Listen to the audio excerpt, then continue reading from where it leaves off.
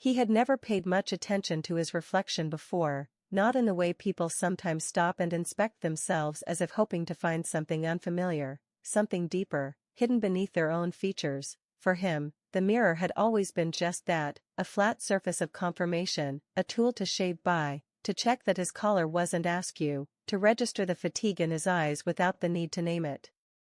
It was only a mirror, silent, impassive, dead glass that mimicked without thinking, a dumb surface meant only to echo. And yet, one morning, standing in front of the bathroom sink with the cold taste of tap water still clinging to his teeth, he caught it, the moment his reflection blinked out of time.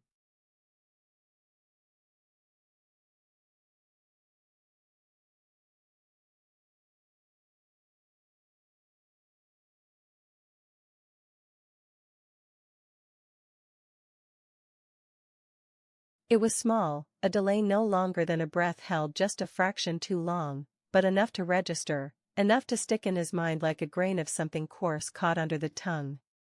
He had blinked, and a beat later, his reflection followed. Not simultaneous, not mirrored, sequential, as if it had been watching him, as if it had noticed his blink and then responded, instead of reflecting.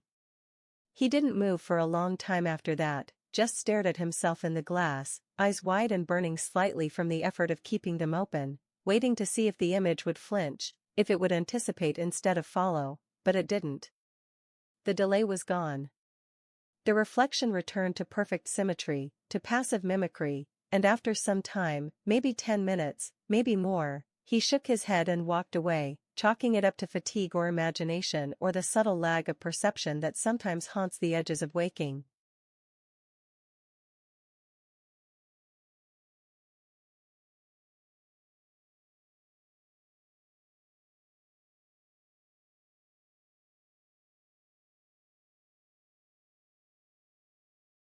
But the next morning, it happened again.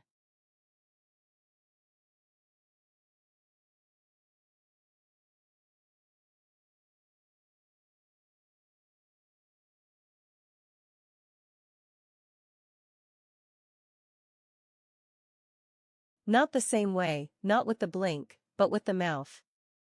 He yawned, stretching his jaw, and watched his reflection begin the motion a second before he did. It was subtle, deeply so, but the timing was impossible to ignore now that he had begun to observe it. The image moved not with him, but slightly ahead, like someone repeating a movement they had already practiced, like a gesture done from memory rather than reaction. This time, he felt the pressure in his spine, a low tightening that spread up through the back of his neck, not quite fear, but something colder, the beginning of displacement, the recognition of an order betrayed.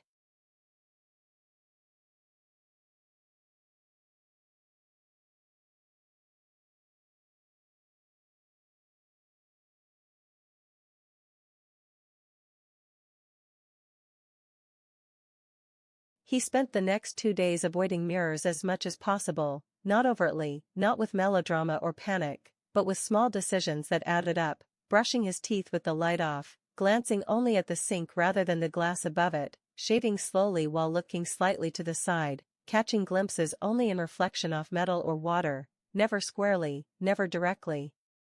And yet, even then, he felt it, the sense that something waited in the periphery, just beyond his vision, still mimicking, still watching, but now doing so without needing his participation.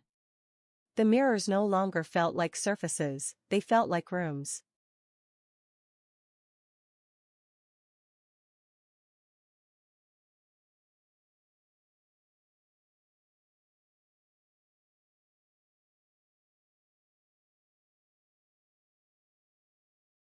On the fourth day, he taped a sheet of paper across the bathroom mirror, not because he thought it would solve anything, but because he needed to believe that barriers still worked. The paper hung slightly askew, curling at the corners, and even though he saw nothing behind it, he sensed the pressure, as though the reflection still stood behind the paper, matching his posture, his breath, his thoughts. He caught himself thinking things like, what if it's still blinking, and worse, what if it stopped?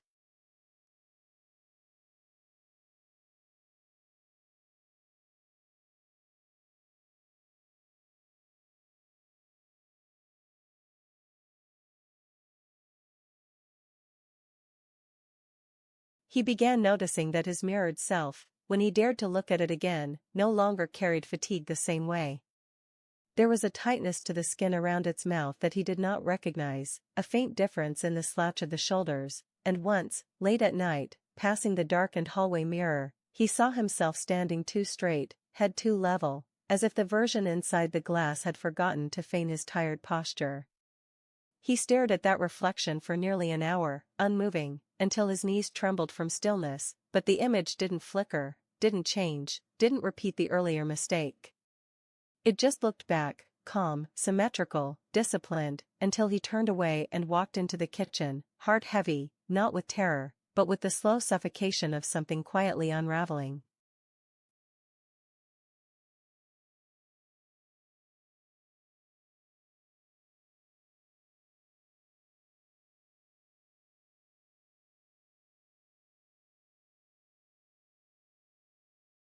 The final confirmation came not in a glitch, but in a memory.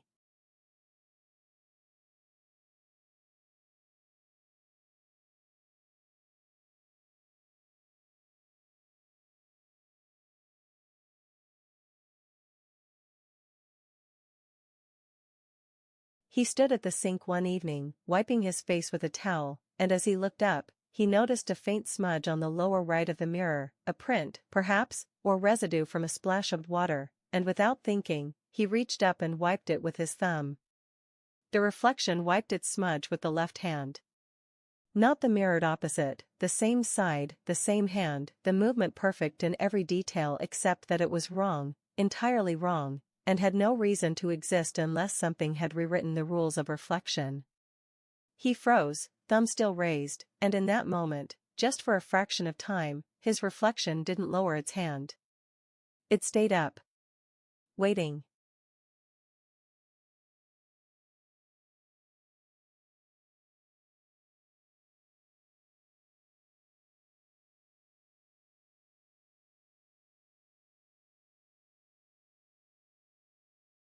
Then it moved.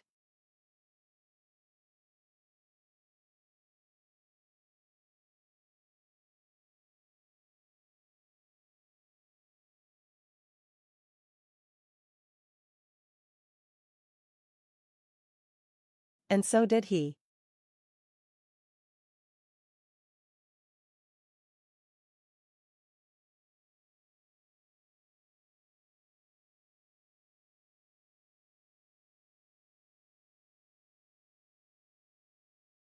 But now he wasn't sure who had followed whom.